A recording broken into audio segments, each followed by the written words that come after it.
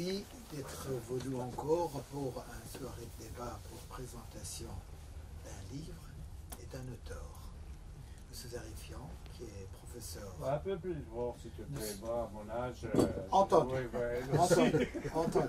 M. Zarifian, qui est, comme vous voyez, maître de conférence à l'université de Cergy-Pontoise, qui a fait des recherches et des études dans différentes universités américaines et qui est spécialiste de géostratégie et géopolitique, a fait ce livre qui, à mon avis, dans l'ensemble des livres qui sont sortis sur tel ou tel aspect des relations irano-américaines, comme vous savez, qui est un événement pratiquement depuis 40 ans, qui ne s'arrête pas de surprendre à chaque instant, il a ce mérite d'être un parcours général, historique, sur l'ensemble des relations de ces deux pays, pratiquement depuis qu'il y a eu des relations internationales sérieuses entre l'Iran et le monde occidental, surtout les États-Unis, et surtout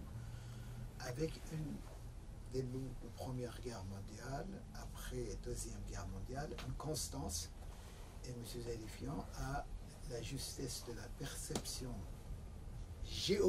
géopolitique de voir deux choses. Ce qu'il appelle rapport géostratégique et relations bilatérales.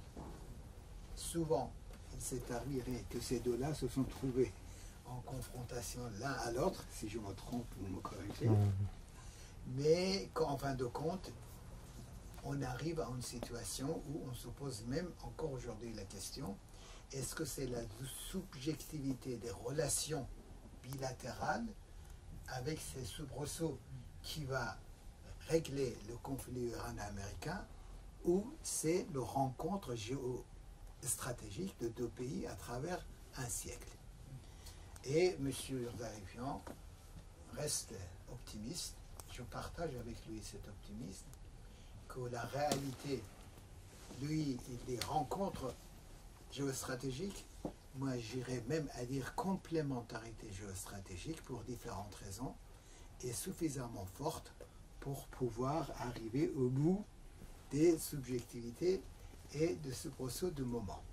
C'est normal que quand il y a un livre comme ça qui fait un aperçu sur un problème aussi complexe, qu'il y a dans les petits détails des points avec lesquels on n'est pas d'accord.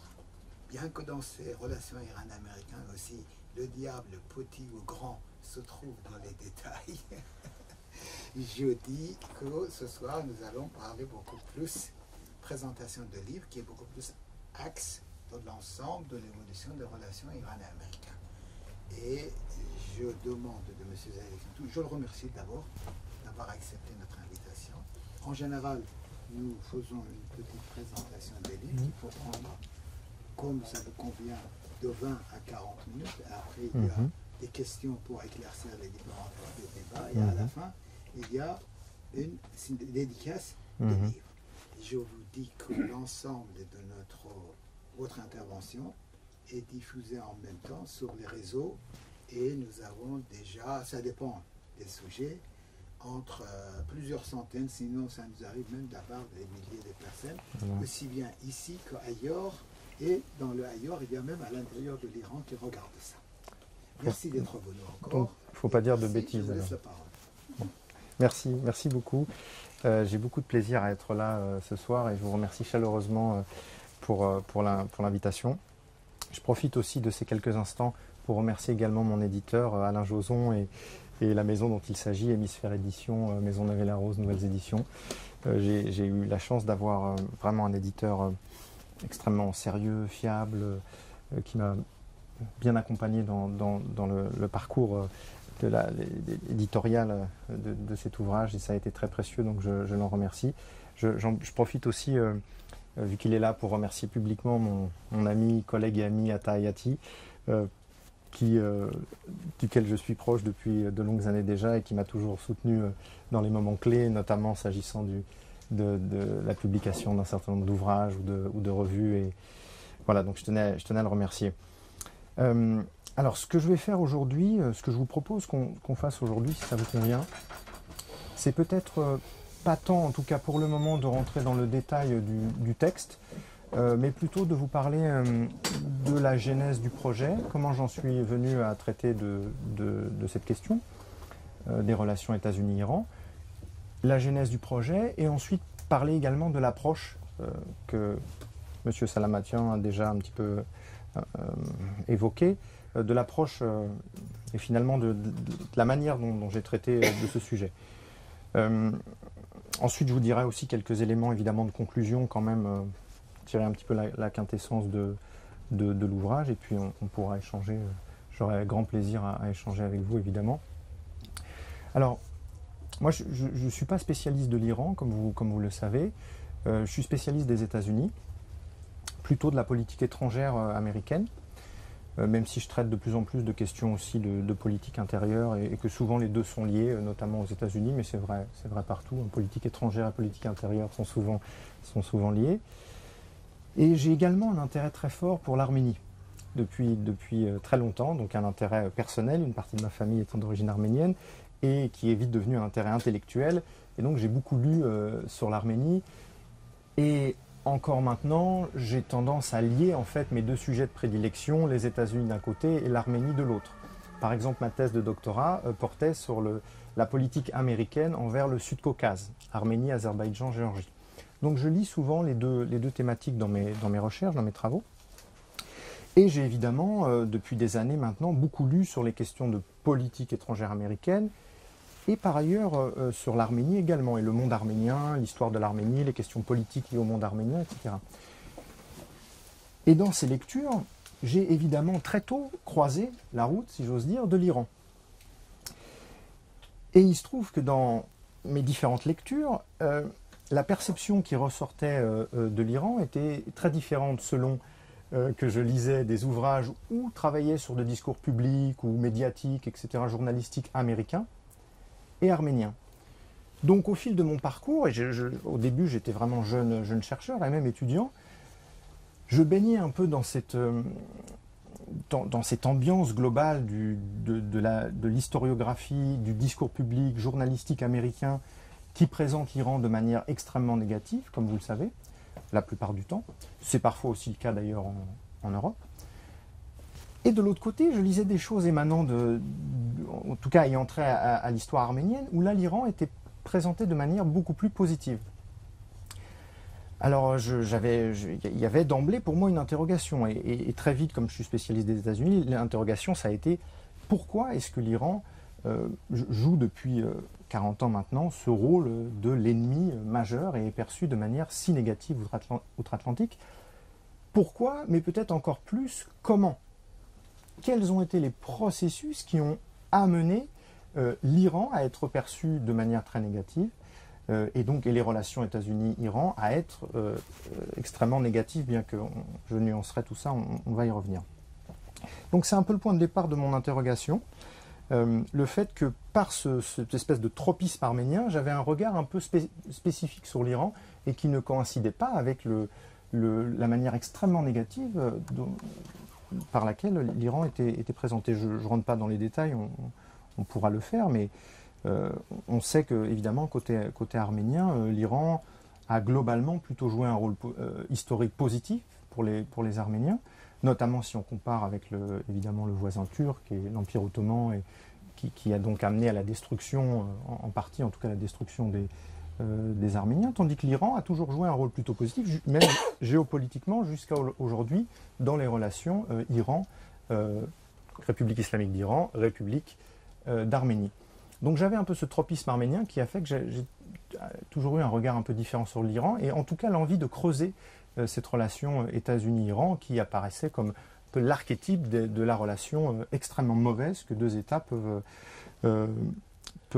entretenir. Bon, à ce moment-là, j'étais au début de ma thèse, et même un petit peu avant, comme je vous l'ai dit, donc j'avais plein d'autres projets, j'ai fait ma thèse de doctorat, j'ai ensuite travaillé sur d'autres questions, mais j'ai toujours gardé cette thématique-là en tête, ces relations États-Unis-Iran, et au fur et à mesure, je lisais ce que je trouvais. Et il se trouve que je n'ai pas trouvé grand-chose sur la thématique, sur les relations États-Unis-Iran. En langue française, presque rien. Quelques chapitres d'ouvrages, quelques articles, quelques paragraphes de ci, de là, dans les grands ouvrages qu'on connaît de Bernard Ourcade, de Yann Richard. Mohammad Reza Jalili également a un petit peu travaillé sur les États-Unis et l'Iran, mais c'était toujours de manière un peu marginale, assez ponctuelle, un chapitre, un sous-chapitre, etc. Plus récemment, il y a eu un texte de, j'ai noté le nom pour ne pas me tromper sur la prononciation, Ardavan Amir Aslani, qui a aussi écrit un texte sur cette thématique, suivant un angle bien spécifique.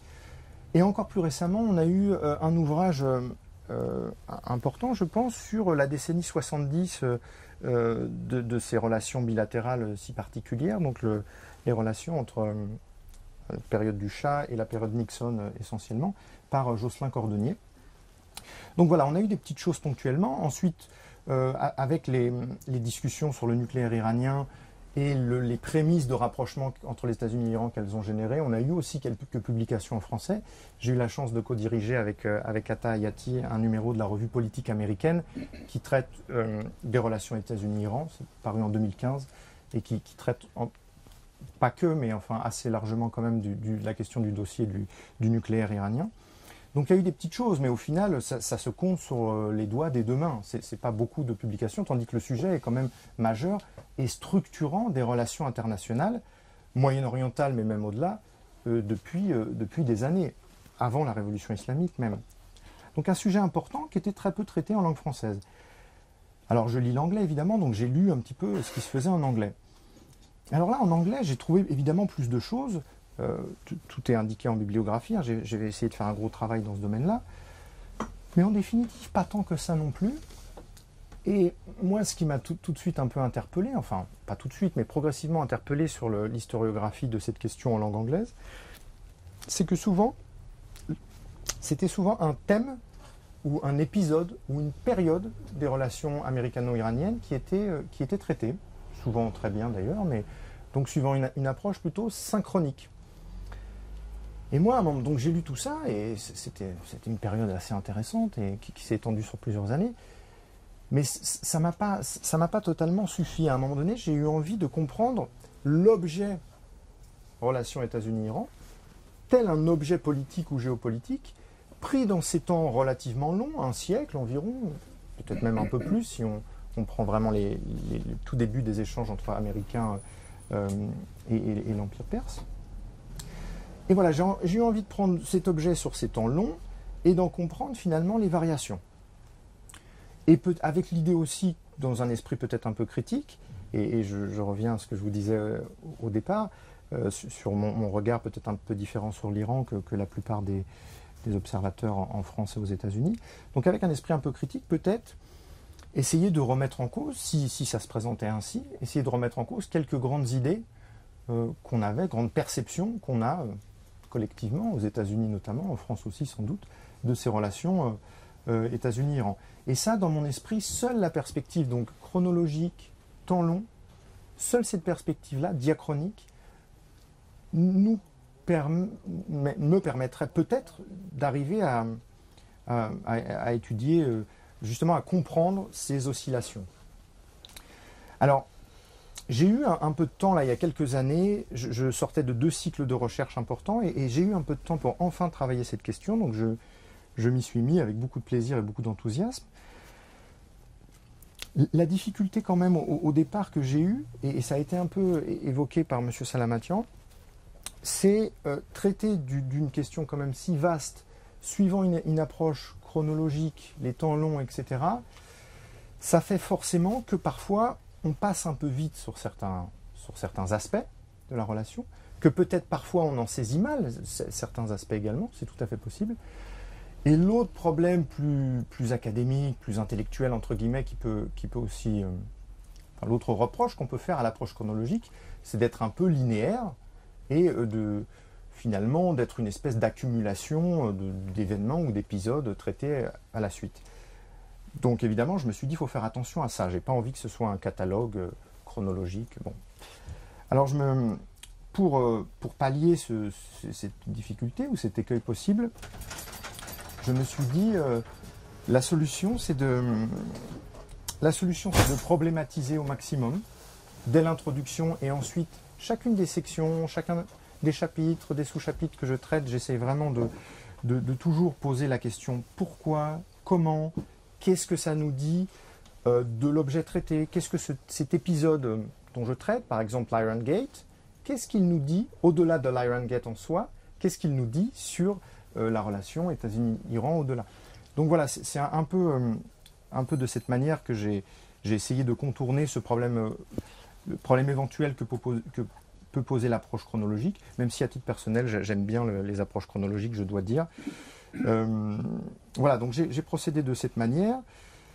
J'ai eu l'idée, et ça a été aussi un point discuté avec mes amis Atta et Alain Joson, mon éditeur, j'ai aussi voulu que ce soit une synthèse, parce qu'il n'y en avait pas, et puis parce que c'était cette idée-là qui me plaisait, mais en même temps maintenir quand même des standards scientifiques, académiques, avec une réflexion sur les sources, une utilisation des sources, manière de les citer aussi très rigoureuse, et puis comme je l'ai dit, une problématisation que j'ai essayé la plus régulière et la plus constante possible tout au long de l'ouvrage. Donc voilà un petit peu comment j'en suis venu à travailler sur cet ouvrage. Je dirais l'écriture, la rédaction a été un moment assez formidable. Et évidemment, c'est des moments d'émulation intellectuelle, de stimulation intellectuelle très, très forte, très, très grand. Mais la petite difficulté que j'ai eue finalement, et ça n'a pas modifié mes conclusions, mais la petite difficulté que j'ai eue, qui a été un petit peu évoquée par M. Salamatian, c'est le fait que Trump ait été élu en novembre 2016 à la Maison-Blanche, après Obama, et donc après une période finalement plutôt positive, plutôt prometteuse, prémisse de rapprochement entre les États-Unis et l'Iran. Donc on était tous un peu, vous vous en souvenez sans doute, dans cette dynamique collective. Et moi le premier, et c'est ce que j'ai essayé de montrer dans cet ouvrage, on a quand même des éléments structurels qui font que l'Iran et les États-Unis pourront, à un moment donné, se rapprocher. Ça prendra du temps, et puis évidemment, il faudra que ça se définisse, ce rapprochement, ou cette forme de normalisation qui interviendra peut-être un jour. En tout cas, à la fin de la période Obama, quand j'ai fini cet ouvrage, on était plutôt sur cette dynamique positive. Manque de chance, pardonnez-moi.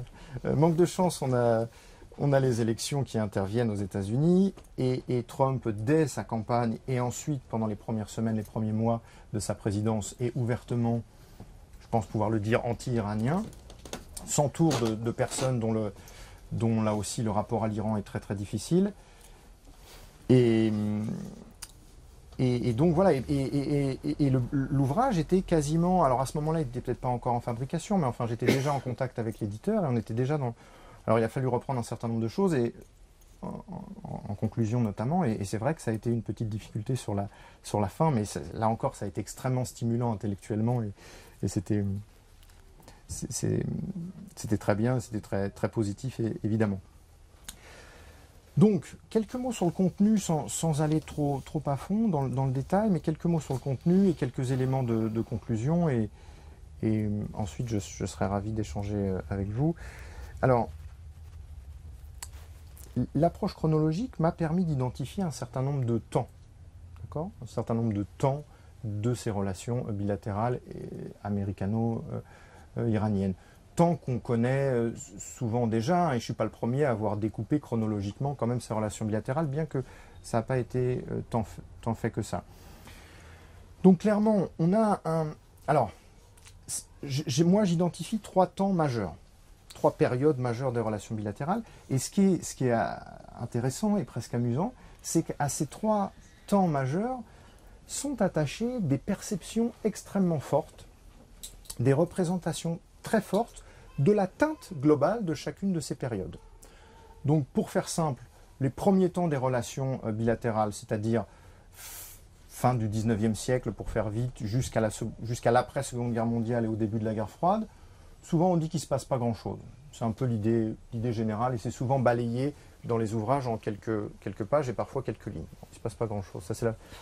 Ensuite, deuxième temps fort, il y a une montée en puissance des relations bilatérales, une proximité qui s'établit et qui est extrêmement forte, effectivement, à la période enfin durant les années 70 pour faire vite. C'est déjà un peu le cas dans les années 60, mais c'est les années 70 évidemment qui voient une forme d'apogée des relations bilatérales. Donc là, c'est cette idée-là qui ressort. Sur cette période-là, ce qu'on pense tous collectivement, c'est que là vraiment les relations bilatérales étaient absolument excellentes, parfaites, remarquables, un niveau extrêmement élevé de proximité, de coopération, de collaboration, etc. Bon. Et ensuite, troisième temps, 79-80, révolution islamique, crise des otages à Téhéran, et la rupture des relations. Et depuis lors, les relations bilatérales sont entrées, selon l'idée qu'on en a, dans une phase catastrophique, n'est-ce pas? Et bon, évidemment, il faudra développer... Voilà. Mais c'est un petit peu les idées forces qui ressortent de ces trois grandes périodes. Alors moi, en étudiant la question dans le détail, j'ai constaté qu'évidemment, tout ça était en grande partie exact. Hein, on n'a pas de raison que je refasse la roue, que j'invente la roue, pardonnez-moi, que je réinvente la roue sur ces thématiques. Mais en revanche, j'ai compris que, d'une part, ces grandes conclusions, ces grandes idées, ces idées générales qu'on a sur chacune des périodes sont évidemment à nuancer, d'autant que la plupart de ces périodes sont relativement longues, donc il y a là aussi des creux de vague et des moments au contraire d'amélioration qu'il faut sentir. Et c'est assez rarement fait. Dans certains cas, je ne l'ai pas trouvé, ce genre de réflexion. Donc d'une part nuancé, et d'autre part, et c'est là peut-être où j'apporte aussi des éléments nouveaux, en tout cas un peu nouveaux, on est peut-être d'autres, et il y a quelques collègues qui l'ont aussi compris et qui l'ont écrit ainsi, mais pas beaucoup. Nuance d'une part, et d'autre part, le fait qu'en fait chacune des périodes dont il est question porte un peu les germes de celle qui va suivre. En d'autres termes, si on prend la période emblématique des années 70 et qu'on la dépeint que de manière ultra positive, on ne sent pas les petites nuances qui peuvent opérer. On ne sent pas, par exemple, que même au niveau des régimes dont il est question, le Shah d'un côté, Nixon de l'autre, Ford ensuite, on n'est pas totalement satisfait de cette relation bilatérale. On ne sent pas qu'au niveau des populations, alors là, pareil, ça nous a complètement échappé, notamment outre-Atlantique, aux États-Unis, ils n'ont pas du tout senti ça. Au niveau des populations, il y a des problèmes qui se posent et les relations bilatérales dont il est question ne sont pas vues de manière si positive que ça. Vous voyez, donc ça, si on ne fait pas cet effort-là, on comprend mal la période dont il est question et surtout, on ne sent pas évidemment les germes de la période qui suit. Donc voilà un petit peu des éléments de conclusion qui me semblaient saillants et intéressants et qui ont fait que moi j'ai pris beaucoup de plaisir évidemment à ce travail, à cette étude. Alors après, sur la période la plus récente, hein, depuis la révolution islamique, pour faire vite, il y a aussi beaucoup à en dire. Je n'ai pas la prétention d'être spécialiste de tout ça et j'en traite quand même peut-être en une cinquantaine ou soixantaine de pages, donc c'est quand même beaucoup. C'est certainement l'étude en français qui va le plus loin, mais je n'ai pas la prétention d'être spécialiste. Mais là encore, ce qui est extrêmement intéressant, c'est que même dans les pires moments, on sent qu'il y a parfois quand même des possibilités, sinon de rapprochement, au moins de collaboration, d'échange, etc. Et l'épisode Iron Gate est vraiment caractéristique dans ce domaine-là. C'est-à-dire à un moment donné où les relations sont totalement rompues et au plus froid, il y a quand même des gens parmi l'exécutif américain, parmi l'exécutif iranien, qui parviennent à collaborer et qui parviennent à se mettre d'accord sur des ventes d'armes. C'est quand même incroyable, c'est pas rien. Voilà, et puis sur cette période-là, pour finir aussi un peu sur quelques idées intéressantes, là encore, c'est pas nouveau, mais encore fallait-il, je pense, le dire, l'écrire, l'expliquer. On sent quand même que les prémices de rapprochement interviennent, je crois qu'on peut dire systématiquement, quand on a une présidence démocrate à Washington et un leadership, on va dire, progressiste, pour le dire modéré, pardonnez-moi, évidemment, modéré dans le cas de Téhéran. D'accord ? Alors là encore à nuancer, et voilà, mais c'est vrai pour la période Clinton, et notamment la fin de la période Clinton et Clinton-Ratami, hein, Madeleine Albright en particulier et Ratami, où là, il y a quand même des prémices de rapprochement. C'est évidemment vrai pour la période Obama, Rouhani, Kerry, Jawad Zarif, voilà. Et à l'inverse, force est de constater que Quand on a des conservateurs, là encore, il faudrait nuancer, mais des conservateurs à Téhéran et des républicains à Washington, ça ne fonctionne plus. Et on est là dans les situations les plus délicates. Voilà, un petit peu comme en ce moment, c'est le cas, bien que ce soit en ce moment à Washington, évidemment, où on a le leadership le plus... un leadership très, très particulier, excessif, radical par plein d'aspects. Voilà. Je crois que je peux m'arrêter là. J'ai fait un petit tour d'horizon. Comme je vous l'ai dit, pour l'instant, je ne pense pas que ce soit opportun de rentrer dans chacun des dossiers. En plus, il y en a des dizaines qui sont étudiés dans ce texte. Mais voilà un petit peu les grands traits du parcours qui a été le mien sur cet ouvrage et quelques conclusions qui me semblaient intéressantes.